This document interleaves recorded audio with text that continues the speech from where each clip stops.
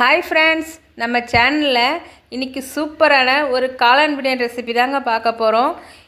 இது எங்கள் ஊர் ஸ்டைலில் நான் எப்படி செய்வோன்னு சொல்லிட்டு நான் செஞ்சு காமிச்சிருக்கேன். வாங்க அதை நம்ம எப்படி செய்கிறதுன்னு பார்க்கலாம். அதுக்கு முன்னாடி நான் 100 நாள் 100 ரெசிபி போகிறதா சொல்லியிருந்தேங்க. எங்கள் வீட்டில் கொஞ்சம் ஃபங்க்ஷன் வந்ததுனால எங்களால் தொடர்ந்து வீடியோ போட முடியல, சாரிங்க. இப்போ இன்றைக்கி பிரியாணி நம்ம எப்படி செய்கிறதுன்னு பார்க்கலாம். எங்கள் ரெசிபி உங்களுக்கு பிடிச்சிருந்தா லைக் பண்ணுங்கள், எங்கள் சேனலுக்கு சப்ஸ்கிரைப் பண்ணுங்கள் ஃப்ரெண்ட்ஸ். வாங்க இப்போ நம்ம வீடியோக்குள்ளே போகலாம்.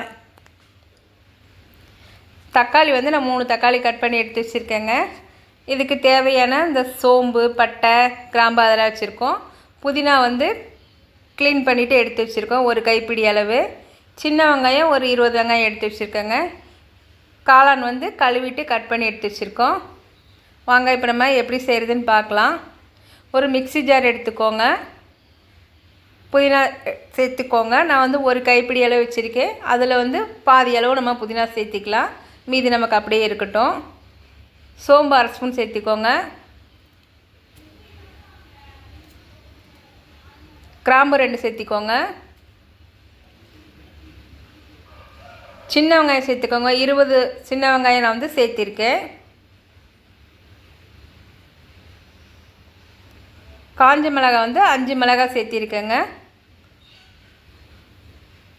நீங்கள் பச்சை மிளகாய் சேர்ப்பீங்க, உங்களுக்கு விருப்பம் இருக்குது அப்படின்னா இதில் இன்னும் கொஞ்சம் 2 மிளகாய் பச்சை மிளகாய் சேர்த்திக்கலாம். பச்சை மிளகாய் சேர்த்து செய்யும்போது அதுவும் நல்லாயிருக்கும். நாங்கள் எங்கள் வீட்டில் பச்சை மிளகாய் சேர்க்குறது இல்லைங்க, அதனால் நான் சேர்க்கல. இப்போ இதை அரைச்சி எடுத்துகிட்டு வந்தாச்சு. இப்போ நான் குக்கர் அடுப்பில் வச்சு எண்ணெய் ஊற்றி வச்சுருக்கேங்க. எண்ணெய் நல்லா சூடாயிருச்சு. இப்போ அதில் சோம்பு, கிராம்பு, பட்டை, இந்த பிரிஞ்சி இலை இதெல்லாம் நம்ம சேர்த்திக்கலாம். பெரிய வெங்காயம் 2 சேர்த்திக்கோங்க.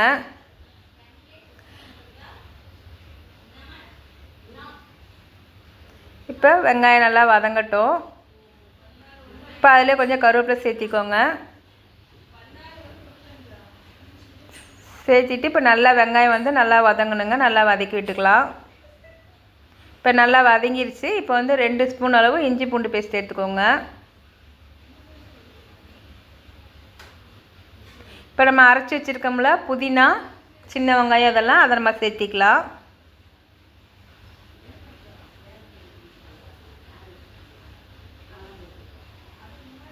இந்த புதினாவோட இந்த சின்ன வெங்காயம் இதெல்லாம் சேர்த்து அரைச்சி நம்ம பிரியாணி செய்யும்போது டேஸ்ட் வேறு லெவலில் இருக்குங்க, ரொம்பவே சூப்பராக இருக்கும். ட்ரை பண்ணி பாருங்கள்.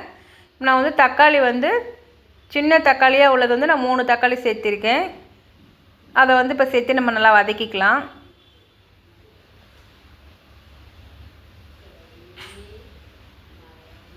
இப்போ தக்காளி நல்லா வதங்கிருச்சுங்க. இப்போ நம்ம பிரியாணி மசாலா சேர்த்துக்கலாம். பிரியாணி மசாலா பவுட்ரு நான் 2 ஸ்பூன் அளவு சேர்த்துருக்கேன்.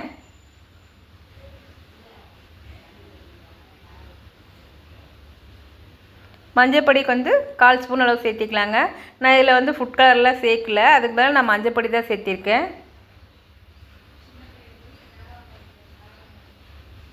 இப்போ நல்லா பச்சை வாசனை போகிற அளவுக்கு நல்லா நம்ம வதக்கி விட்டுக்கலாம். தயிர் ஒரு 3 ஸ்பூன் அளவு மட்டும் தயிர் எடுத்துக்கோங்க. இப்போ நான் பிரியாணி மசாலா பவுடர் அளந்தேல அதே ஸ்பூனில் 3 ஸ்பூன் அளவு எடுத்திருக்கேன். அரை மூடி தேங்காய் நல்லா நைஸாக அரைச்சிட்டு சேர்த்துக்கோங்க.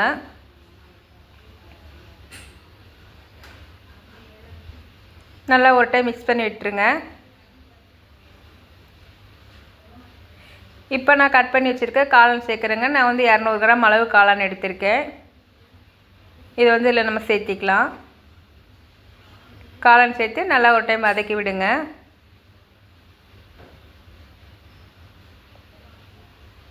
இப்போ இதுக்கு நான் 3/4 கிலோ அரிசி எடுத்திருக்கேங்க. நான் வீட்டில் எப்போயும் சமைக்கிறோம்னா அந்த நார்மல் அரிசி தான் எடுத்திருக்கேன்.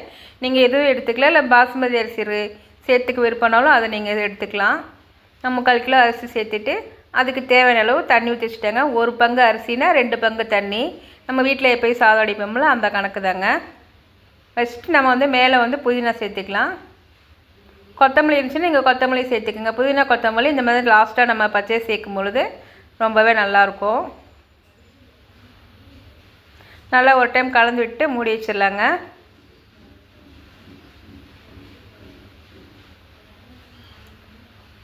மூடி வச்சுட்டு ஒரு 2 விசில் மட்டும் விடுங்க. 2 விசில் விட்டிங்கன்னா கரெக்டாக இருக்கும். இப்போ நம்ம பிரியாணி ரெடி ஆயிடுச்சு. இப்போ நான் வந்து ஒரு பவுலுக்கு மாற்றிக்கிறேன். பாருங்கள், சூப்பரான காளான் பிரியாணி ரெடி ஆயிடுச்சு. நீங்களும் உங்கள் வீட்டில் செஞ்சு பாருங்கள், ரொம்பவே சூப்பராக இருக்கும். இந்த காளான் பிரியாணிக்கு வந்து நான் சைடிஷ்க்கு வந்து காளானையும் வச்சு கிரேவி மாதிரி பண்ணியிருக்கேன். அப்புறம் வெங்காயம் வச்சு தயிர் பச்சடி பண்ணியிருக்கேன். ரொம்பவே சூப்பராக இருந்துச்சு எல்லாமே. நீங்களும் உங்கள் வீட்டில் இது மாதிரி செஞ்சு பாருங்கள். எப்படி இருந்துச்சுன்னு எங்களுக்கு கமெண்ட் பண்ணுங்கள். எங்கள் ரெசிபி உங்களுக்கு பிடிச்சிருந்தா லைக் பண்ணுங்கள். பாய்.